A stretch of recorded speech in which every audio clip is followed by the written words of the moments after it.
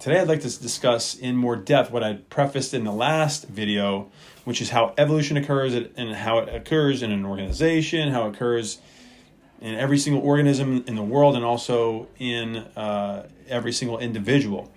And more granularly, I'd like to just talk about the 5-step process that Ray Dalio discusses in terms of how evolution occurs within an individual. So first thing is having clear goals. I can't tell you, I talk to patients all the time, and I don't know if you know this, but before somebody becomes a patient here, I spend a good 20 or 30 minutes on the phone with them, understanding what their issues are, what's transpired that's led them to this point.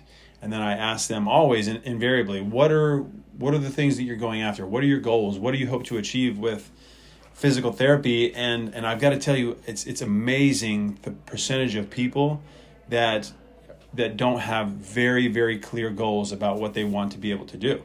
And so that is absolutely the most critical step. If we're going to evolve and improve our circumstance and take ourselves on a trajectory upward, we have to know exactly what we're going after. The way in which I describe this to patients is, if you imagine a bullseye and you're trying to hit it with a target, you have to be able to clearly see the outer rim of that center circle on the bullseye.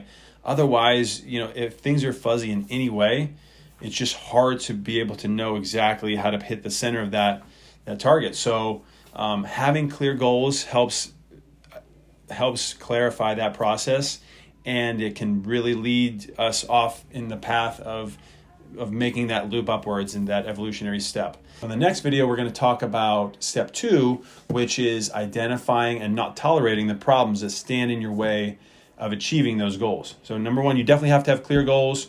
Number 2, we're going to talk about that in the next video. We're going to keep building on it until we get to step 5, and hopefully you'll have a more clear understanding of how to be able to take this evolutionary step.